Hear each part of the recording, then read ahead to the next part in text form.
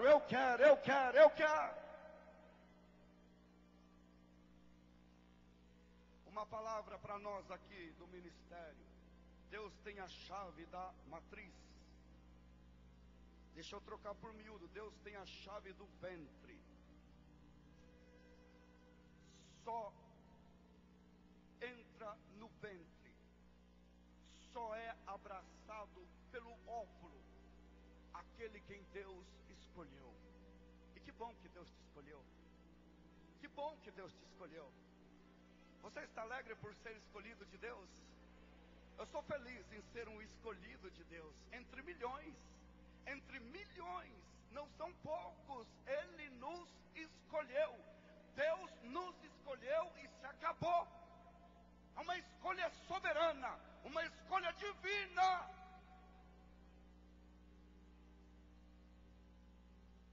Escute. Então, se ele tem a chave da matriz, da madre, ou do ventre, ele tem a solução para a esterilidade. E me permita eu voltar para o ministério aqui. Então Deus tem a solução para as igrejas estéreis. Deus tem a solução para os campos estéreis, que não estão crescendo, que não estão frutificando. Ele tem as chaves. Deus, senhores, quem tem a chave do crescimento para a nossa igreja é Deus. Está na mão de Deus. Não é a nossa estratégia, não é a nossa simpatia, não é o nosso recurso. É Deus que tem as chaves. É Ele que vai mandar um crescimento para nossas igrejas.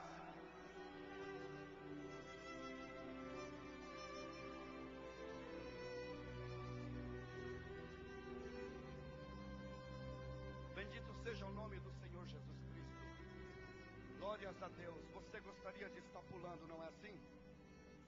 Você gostaria de estar aí rodopiando. Você vai fazer tudo isso aqui em nome de Jesus Cristo. Você vai se alegrar, você vai pular, você vai cantar, você vai assobiar, você vai profetizar. Mas agora, no momento, é hora de comer a palavra. Quantos estão comendo a palavra? Diga amém. Olha, nós estamos vivendo uma dispensação missionária, uma dispensação onde Deus abriu as portas para esta igreja do século 21. E quando eu falo de dispensação, logicamente que eu não estou me referindo às 7 dispensações que você conhece, e eu também conheço muito bem, e me permita nomeá-las. A dispensação da inocência antes do pecado. Que saudade daquela inocência, que saudade quando cheguei no Evangelho, que eu não sabia de muitas coisinhas que tem por aí. Era uma inocência, uma alegria. Hoje há tantas coisas, a gente vê tantas coisas, que se não tiver estruturado, se balança. Cuidemos com isso. Mas que saudade. A dispensação da consciência veio depois do pecado, depois a dispensação do governo humano, depois do dilúvio, depois a dispensação patriarcal no tempo de Abraão, e depois a dispensação da lei contemporânea de Moisés. E glórias a Deus pela lei, que foi a base para Jesus Cristo estabelecer a graça maravilhosa. Quantos estão sentindo a graça de Deus aqui? Que graça maravilhosa. E não vai parar por aí.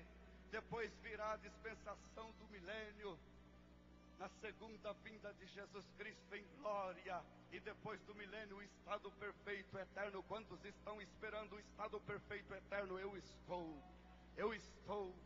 Se eu vivo, é na esperança da vida eterna. Se eu prego o evangelho lá no campo, é na esperança da vida eterna. Se eu profetizo, é na esperança da vida eterna. Se eu oferto, é na esperança da vida eterna. Porém agora estamos vivendo essa dispensação cristã, essa dispensação da graça. E a igreja está agora nesta dispensação. A igreja está existindo agora nesta dispensação. E esta, senhores, é uma dispensação missionária. Você poderia me perguntar, mas Urias, o que é dispensação? Deixa eu te dizer em palavras bem simples.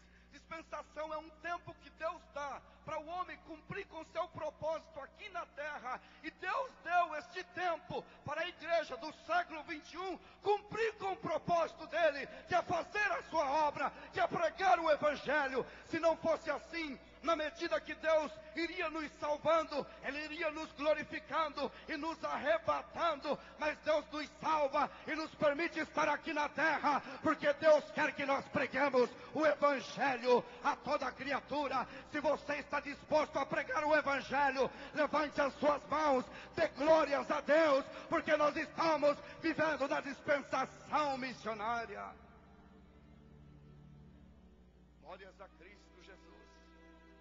Agora veja bem, não estou misturando as coisas. Uma coisa é as dispensações, outra coisa é a igreja localizada nesta dispensação missionária. Se não me permita dizer a vocês sobre as 7 igrejas do Apocalipse, que representa um tempo que a igreja viveu nos séculos passados. Vejamos a primeira igreja, a igreja de Éfeso, que representa a igreja do primeiro século. Éfeso representa a igreja desejável, aquela igreja amorosa, aquela igreja evangelizadora, aquela igreja que tinha os apóstolos como líderes pessoais daquela igreja. É uma igreja desejada. Quem aqui um dia não desejou fazer parte da igreja onde Pedro, Paulo eram os pastores daquela igreja? Mas glorificamos a Deus, porque nós temos os nossos Pedros, os nossos Joãos, os nossos Paulos do nosso tempo. Glórias a Cristo Jesus. Essa igreja representa a igreja do primeiro século. Depois veio a igreja Esmirna, que representa a igreja do primeiro ao terceiro século. Esmirna significa amargura, o amargo. E esta igreja passou por uma terrível perseguição. E os nossos irmãos tomaram o cálice amargo do sofrimento, para que nós hoje estivéssemos aqui glorificando e exaltando o nome do nosso Senhor. Depois veio a igreja de Pérgamo, que representa a igreja do terceiro ao sexto século. Pérgamo significa casamento. Foi neste tempo que o imperador Constantino se casou com a igreja. O Estado se casa com a igreja. Entra o mundo dentro da igreja. Meu Deus, eu não quero entrar em detalhes. Depois vem a igreja de Tiatira, que representa a igreja do sexto ao 15º século. A palavra Tiatira significa quem sacrifica sempre. Quantos séculos oferecendo o mesmo sacrifício?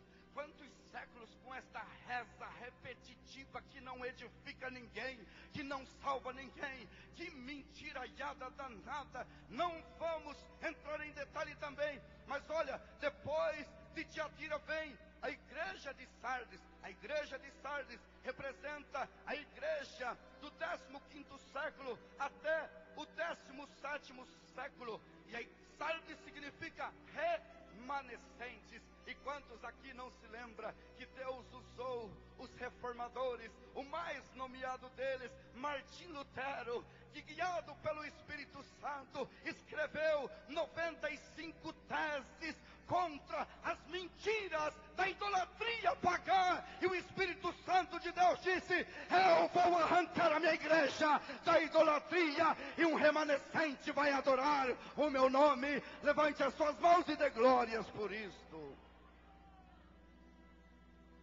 Chegamos no nosso tempo, a igreja de Filadélfia. Então Deus faz algo especial por nós. Deus abre uma porta no mundo. Deus abre uma porta para a igreja. Deus abre uma porta no espaço.